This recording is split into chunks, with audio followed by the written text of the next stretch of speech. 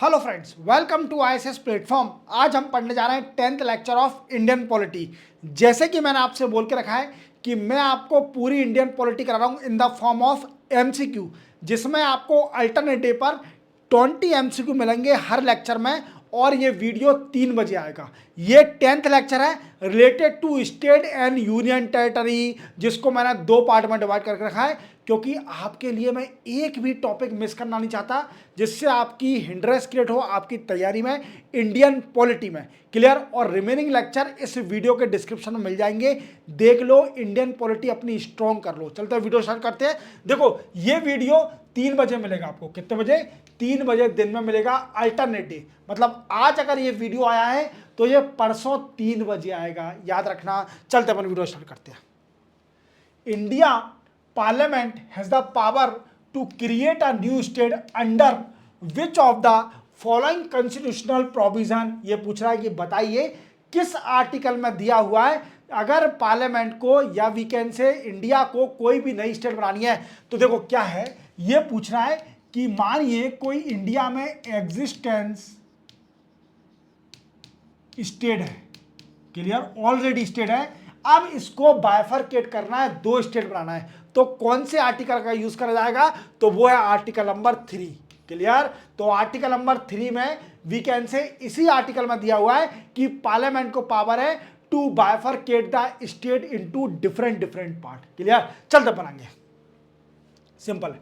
The power to carve out new state is vested in. तो देखो ये पूछ रहा है कि किसके पास पावर है स्टेट को बाइफरकेट करने की। तो मैंने आपको बताया कि आर्टिकल नंबर 3 में दिया गया है कि पार्लियामेंट के पास पावर है क्या करने की? बाइफरकेशन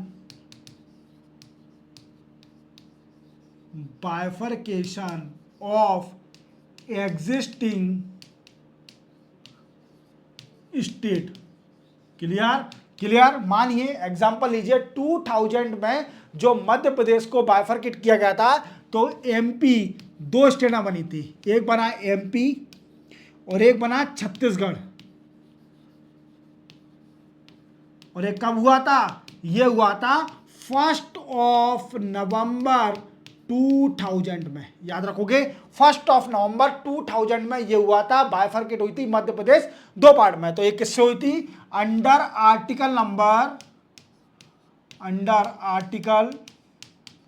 3 में। और किसको पावर थी? पार्लियामेंट ने किया था। चलते बनाएंगे। तो इसका आंसर क्या है? Parliament. According to article 1 of Indian constitution India is. देखो आर्टिकल 1 में क्या लिखा हुआ है, पहले अपन समझते हैं कि आर्टिकल 1 में क्या लिखा है। आर्टिकल 1 में लिखा है India that is Bharat shall be union of states. क्या है कि India that is Bharat shall be union of state. तो क्या लिखा है? Union of state. क्लियर? याद रखोगे तो आर्टिकल नंबर 1 में ये लिखा हुआ है। Which one of the following is not correct in the matter of formation of new state. अब इसे बताना है कि इन चारों ऑप्शन में से कौन सा सही नहीं है अगर देखा जाए तो, अगर फॉर्मेशन ऑफ स्टेट की बात चले तो देखते हैं। Parliament may by law form a new state, बिल्कुल सही है, definitely. Such law shall contain provision for the amendment of the first schedule and the 4th schedule of the constitution, definitely. First schedule क्या कहता है? First schedule में क्या है मेरे दोस्तों? फर्स्ट शेड्यूल में नेम ऑफ स्टेट या we can say list of state and union territory. क्या है? List of state and union territory. और 4th वी कैन से 4th शेड्यूल क्या कहता है? अलोकेशन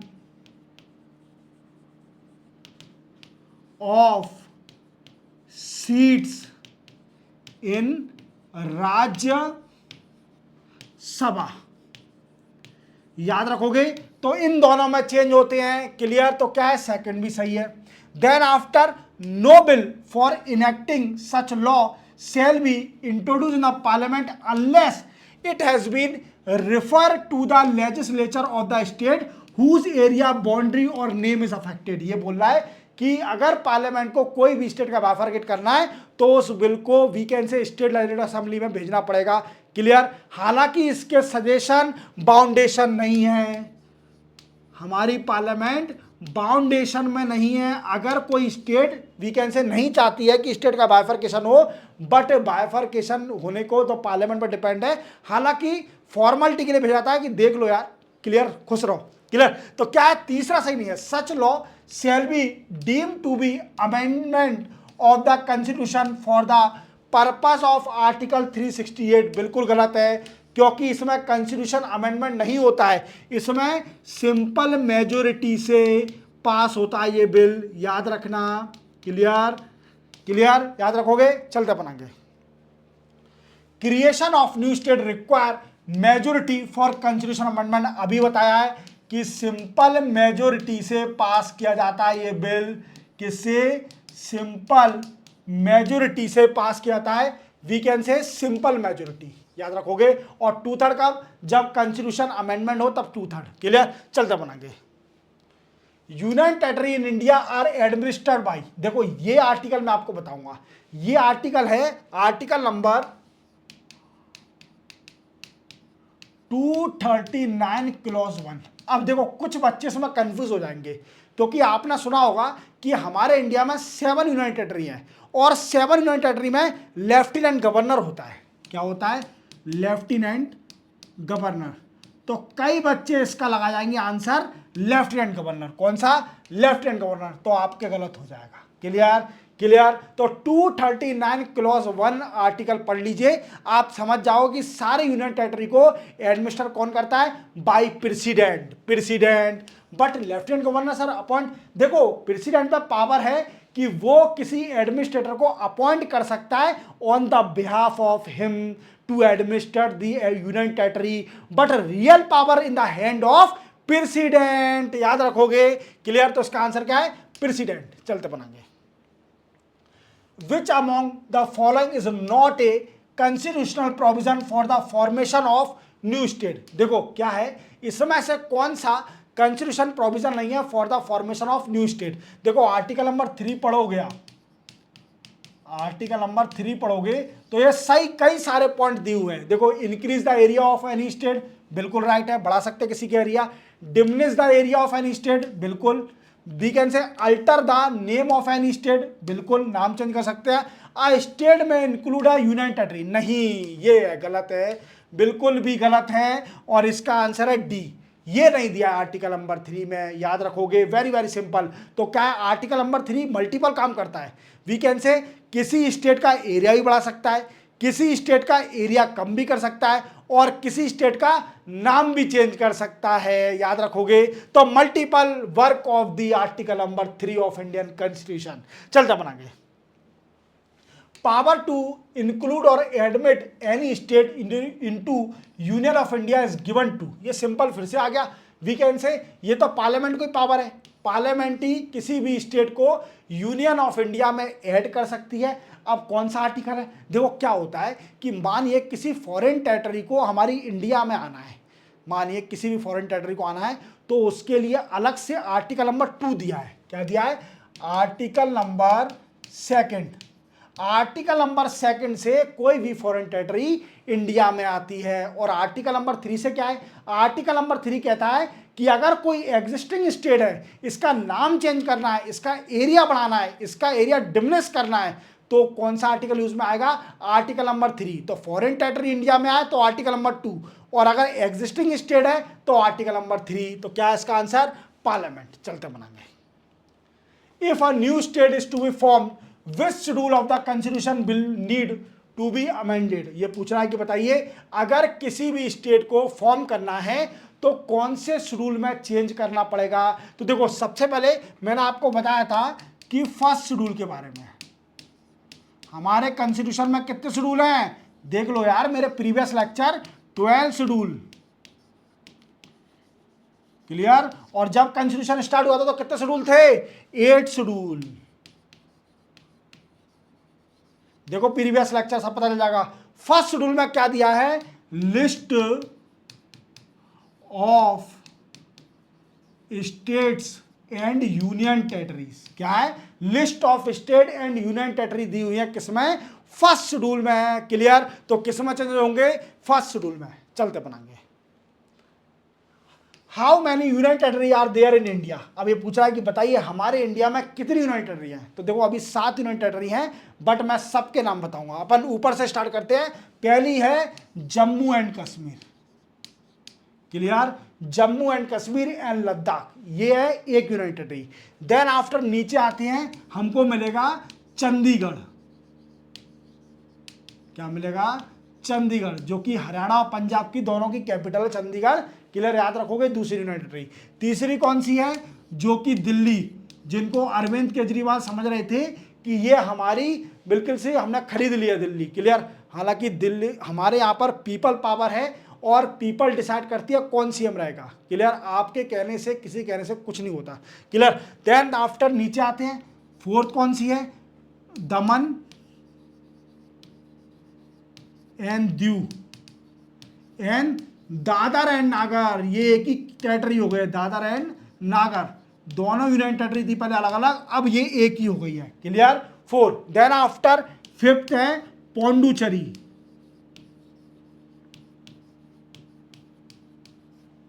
सिक्स्थ है अंडमान निकोबार।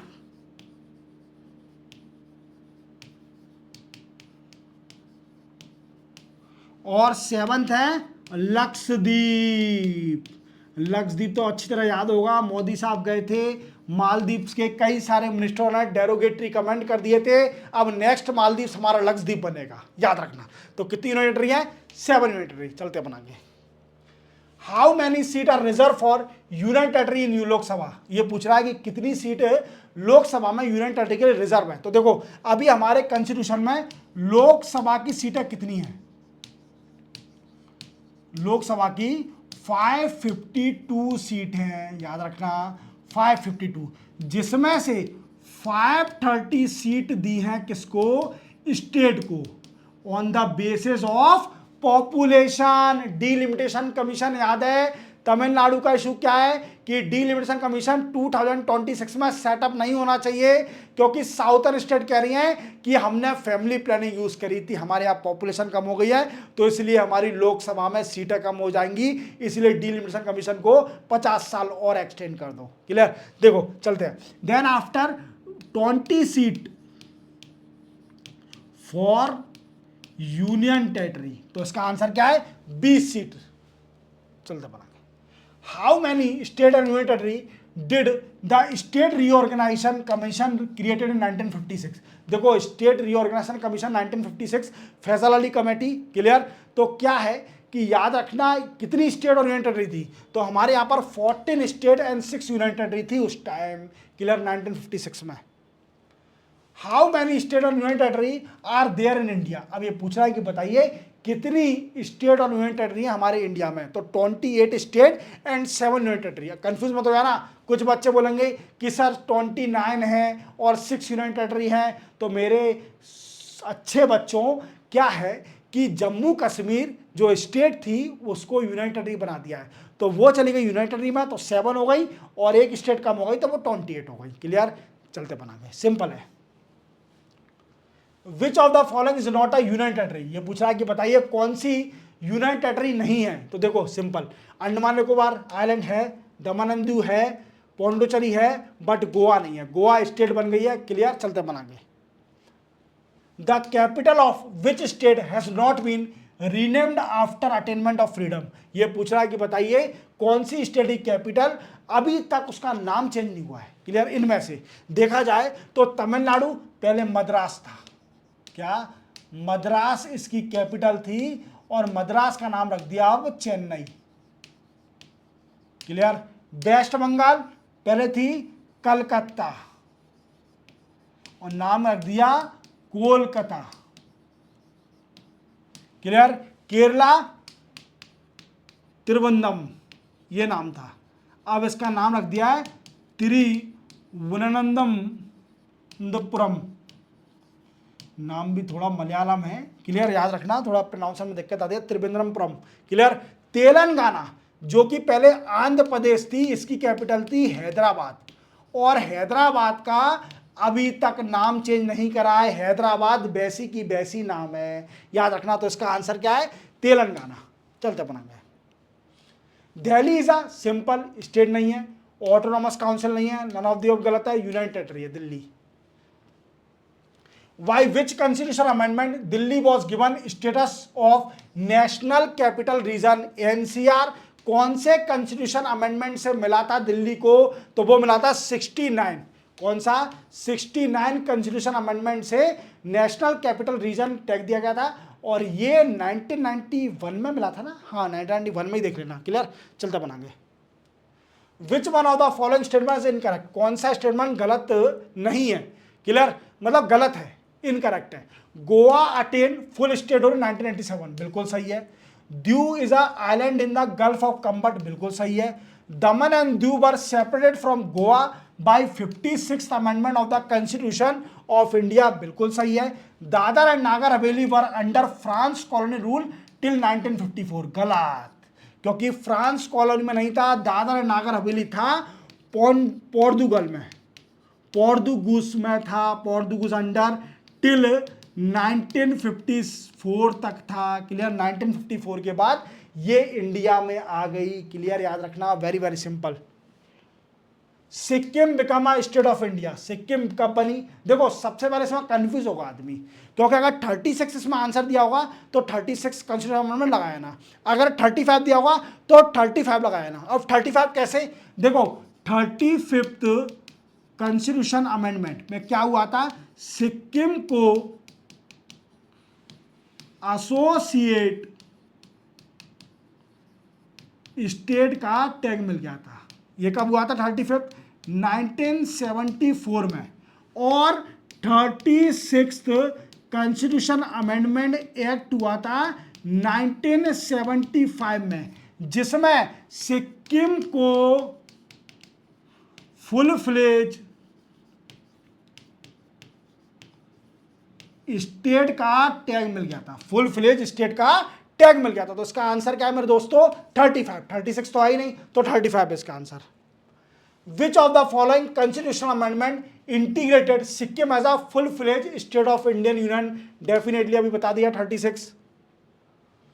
इसी के साथ ये भी लेक्चर कंप्लीट होता है, क्लियर। और चैनल को सब्सक्राइब और बेल आइकन प्रेस करना ना भूलना। अब पुराने लेक्चर देख लो, जिससे आपकी इंडियन पॉलिटी स्ट्रांग हो जाए। ये 10th लेक्चर आपका कंप्लीट हो गया है। अब मिलेंगे हम second part of state and union territory. कब मिलेंगे? परसों दिन में 3 बजे। याद रखा करो ये टाइम, 3 बजे मेरा चैनल खोल लिया करो आप, तो बस, तो आपको ये चैनल दिख जाएगा, क्लियर। आपका वीडियो आपको मिल जाएगा।